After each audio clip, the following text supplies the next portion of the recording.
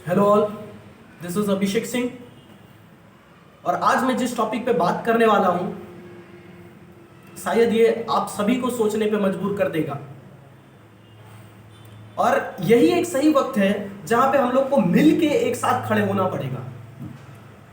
अगर आज हम नहीं लड़ेंगे इस मुद्दे को लेकर, तो शायद फ्यूचर में इस चीज पे बहुत ज्यादा परेशानी फेस करना पड़ेगा।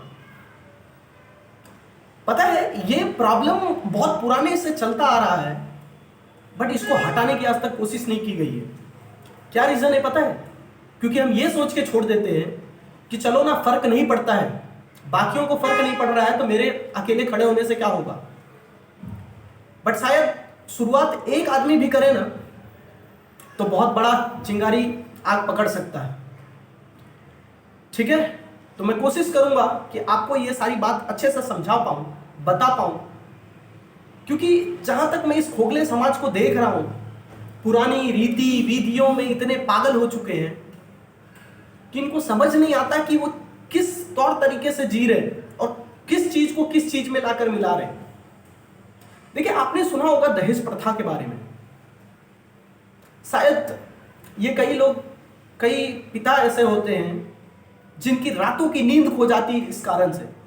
ये जो दहेज नाम है ना, दिमाग में घूमता है उनके दिन रात। अगर उनके घर में बच्ची पैदा हुई है ना, अगर उनके घर में लड़की है, तो उनके घर में कभी शांति से खाना पीना नहीं खा पाते उसके माँ बाप। टेंशन रहता है उनको। जब बचपन में बच्चा पैदा होता है ना, तो टेंशन शुरू हो जाता है उनका कि दहेज के लिए पैसा साइड करते हैं इसके नाम पे। रीजन कौन है पता है? हम जैसे बेवकूफ लोग जो शादी करने जाते हैं तो लड़की के माँ बाप के सामने क्या मुंह फाड़ते हैं कि 10 लाख रुपया दहेज चाहिए मुझे, 15 लाख रुपया दहेज चाहिए मुझे। खुद कमाने की औकात नहीं है हमारी, खुद कुछ करने की औकात नहीं है हमारी। और हमारे बाप बाप हम और हमारे जैसे लोग जो घटिया समाज में रह रहे हैं, वो बेवकूफ लोग, हम लोग जाते हैं और भीख मांगते हैं कि 15 लाख रुपया दोगे तो तुम्हारे से खाना चलेगा, मेरा पैसा खत्म हो गया, तुम्हारी बेटी लेके जा रहा हूं, उसको खिलाने के लिए पैसा कहां से आएगा। ऐसे बेवकूफ हैं हम, और खुद को हम समझदार समझते हैं। वो पैसा मिलने के बाद, किसी घर को उजाड़ने के बाद, किसी बाप के पूरा बर्बाद करने के बाद, हम इतना खुश होते हैं, दुनिया वाले के सामने दिखाते हैं कि मुझे 10 लाख रुपया तिलक मिला, उसको तो सिर्फ 8 लाख मिला था, मेरे लड़के को 20 लाख रुपया तिलक मिला। अरे इतना ही पैसे का भूख है तो खुद से मेहनत करो ना। खुद से मेहनत करने की औकात नहीं है, दहेज प्रथा के दम पे जीते हो क्या? चलिए कुछ बात कर लेते हैं। देखिए, आज सोसाइटी में क्या हो चुका है पता है? एक्चुअली हम सिर्फ बोलते हैं कि वुमेन एम्पावरमेंट करना है, बट एक्चुअल में हम वुमेन एम्पावरमेंट करते नहीं है। कभी हमने इस बात के लिए सोचा नहीं है कभी। वुमेन एम्पावरमेंट सिर्फ पॉलिसीज प्रोग्राम्स बनाने से नहीं होता है। वुमेन एम्पावरमेंट का मतलब होता है हमें एक साथ खड़े होकर वुमेन्स को सपोर्ट करना चाहिए। कभी हमने कोशिश नहीं किया करने का। कितने लोग हैं जो दहेज प्रथा के खिलाफ खड़े होते हैं? कोई नहीं। बाहर चिल्लाएंगे विमेन एम्पावरमेंट विमेन एम्पावरमेंट, और जब उन्हीं का शादी होता है तो वो जाके बोलते हैं 10 लाख रुपया तिलक चाहिए, 15 लाख रुपया चाहिए, 20 लाख रुपया तिलक चाहिए, उससे नीचे होगा तो नहीं चलेगा, 1 लाख रुपया भी हम कम नहीं लेंगे। और इस तरह से आप वुमेन एम्पावरमेंट की बात करते हो। बेवकूफ कहीं के। इस तरह से जिंदगी चलती है। आपने लड़कियों को कर्ज बना के रख दिया है। लड़की जब पैदा लेती है तो घर वाले टेंशन में आ जाते हैं कि लड़की पैदा हुई है, और आप लोगों के कारण कोई लड़की पैदा नहीं करना चाहता है। और पॉपुलेशन का एक अलग वजह भी मैं बोलूं ना, पॉपुलेशन का अगर कोई वजह है तो लोग डर से है ना, लड़का लाने के कारण 4-5 लड़कियां पैदा करते हैं और करते रहते जब तक उनका लड़का ना हो जाए। ये मेंटालिटी हो चुकी है हमारी।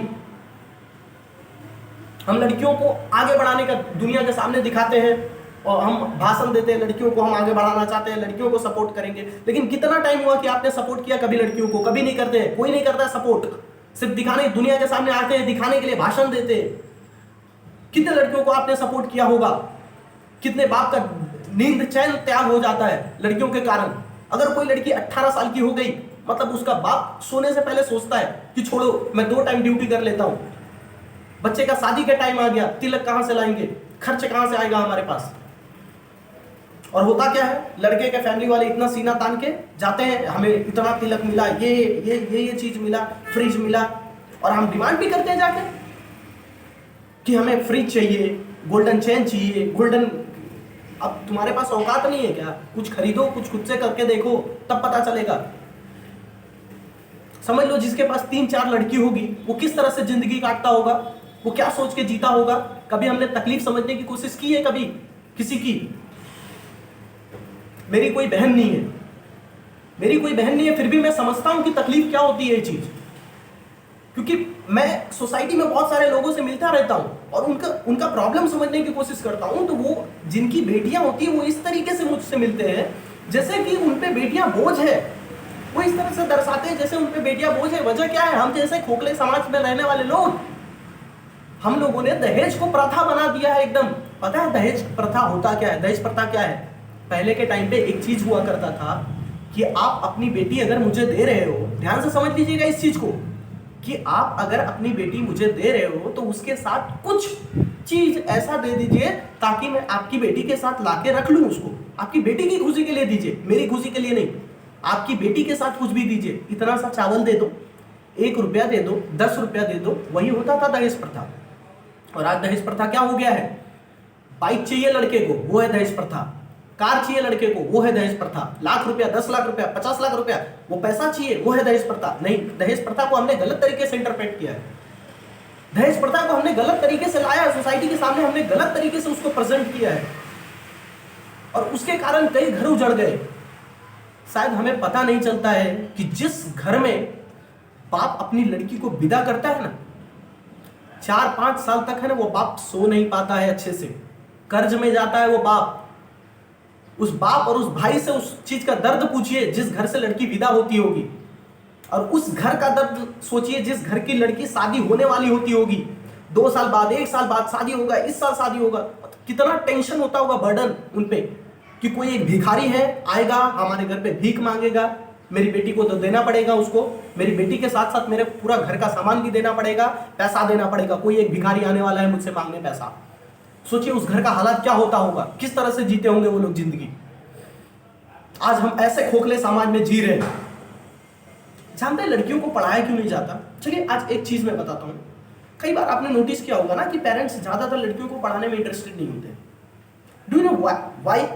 क्या रीजन है? कभी वाई वाला कॉन्सेप्ट आपके दिमाग में आया है क्या? मैं बताता हूं, चलिए क्या रीजन है पता है? क्योंकि वो पैसा जो पढ़ाई पे खर्च करने वाले हैं ना, वो उससे अच्छा सोचते हैं कि ये पैसा मैं कहां रखूं, इसके दहेज के लिए, तिलक के लिए मैं पैसा बचाऊं। समझ में आ रहा है? तो उसके भी रीजन, अगर लड़कियों में डेवलपमेंट नहीं हो रहा है, लड़कियों का एजुकेशन आगे नहीं बढ़ रहा है, तो उसके भी रीजन इनडायरेक्टली कौन हुए? हम लोग हुए, हम जैसे बेवकूफ लोग हुए। मतलब हम नहीं चाहते हैं लड़कियां आगे बढ़े, हमें तो चाहिए तिलक, 10 लाख रुपया, 15 लाख रुपया मुझे तिलक मिल गया ना, मेरा जिंदगी सेटल। यही है ना? यही सिस्टम समाज में चल रहा है ना। वुमेन एम्पावरमेंट सच में करना चाहते हो ना भाई, तो एक साथ सारे यूथ को मिलते हैं हम लोग और एक कैंपेन करते हैं, मिलके एक कैंपेन करते हैं, वुमेन एम्पावरमेंट को बढ़ाएंगे मिलके।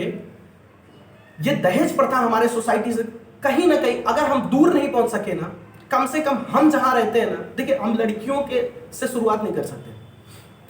मैं आपको एक बात बताता हूं, हम लड़कियों का मतलब कि हम लड़कियों से देने से हम शुरुआत नहीं कर सकते कि लड़कियों को हम देने के लिए मना कर दिए, हम नहीं देंगे। हम कुछ लड़के हैं ना, हम शुरुआत करते हैं कि हम दहेज नहीं लेंगे, हम अपने दम पे जिंदगी जिएंगे। आप सोच के देखो यार, जो बाप पूरी जिंदगी कमाता है ना, वो पूरा अपनी बेटी के शादी में पूरा हर चीज खो देता है, एक तो अपनी बेटी आपके साथ भेज रहा है। आप सोच के देखो कि आप अपने आप को बाप की जगह रख के देखो, क्या तकलीफ होती है उस वक्त जब आपसे कोई आके डिमांड करेगा कि आपकी बेटी भी मुझे चाहिए और साथ में 20 लाख रुपया भी चाहिए। किस तकलीफ में आप सोचोगे, किस तरह तड़प होती है वो अंदर। हम कभी दूसरे की तकलीफ समझते क्यों नहीं है? हमें ये नहीं समझ में आता कि हम दूसरे की तकलीफ को समझने की कोशिश क्यों नहीं करते। एक्चुअली हम इतना सेल्फिश हो चुके हैं ना, कुछ पैसों के लिए, कुछ फालतू बेनिफिट के लिए, कि हम दूसरों की तकलीफ में समझने की कोशिश ही नहीं करते। हमें मतलब आप समझो कि वो बाप जो बचपन से बच्ची पैदा हुई होगी तब से वो बच्चा पैसा बचाना शुरू करता है कि इतना पैसा जो मैं इधर फालतू खर्च कर रहा हूँ, इसको पढ़ाने में जो खर्च करूंगा वो मैं इसके दहेज के लिए रख देता हूँ। सोचो क्या मेंटेलिटी है। जो मैं पैसा पढ़ाना चाहता हूं, पढ़ाने में जो मैं इसको खर्च करूंगा, क्योंकि उसको पता है कि मेरी बेटी पढ़ेगी भी ना, फिर भी मुझे दहेज देना ही पड़ेगा। ये ऐसा समाज है खोखला। समझ में आ रहा है? यही सच्चाई है और ये चीज को समझना पड़ेगा हमको, एक साथ खड़े होना पड़ेगा हमको। और अगर आपको सच में लगता है ना कि मैं सही हूं और सही कैंपेन इस चीज के खिलाफ हमें मिलकर चलाना चाहिए, तो जरूर सपोर्ट करने के लिए मुझे यस करके कम से कम जरूर मुझे मोटिवेट कीजिएगा।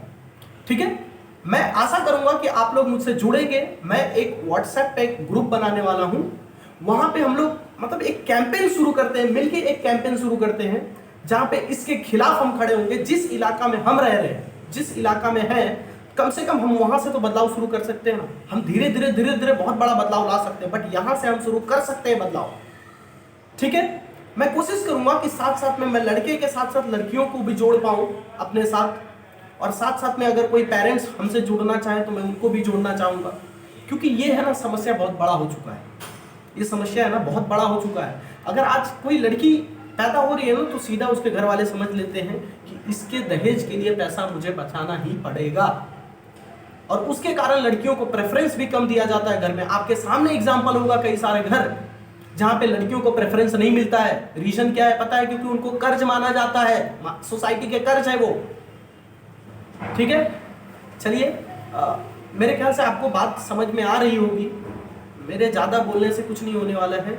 अगर आप लोग समझ पाए, सच में समझ पाए, तो एक कोशिश करते हैं कि हम लोग मिलके एक कैंपेन चलाएं जिससे लोगों को हम समझा सके, लोगों तक हम पहुंच सके। ठीक है, एक्चुअली आई एम प्लानिंग कि ये सारे दहेज प्रथा वाला जो कॉन्सेप्ट है, इस चीज़ को लेके हम घर घर जाके अवेयरनेस फैलाएं, बताएं, कैंपेन ऑर्गेनाइज करें।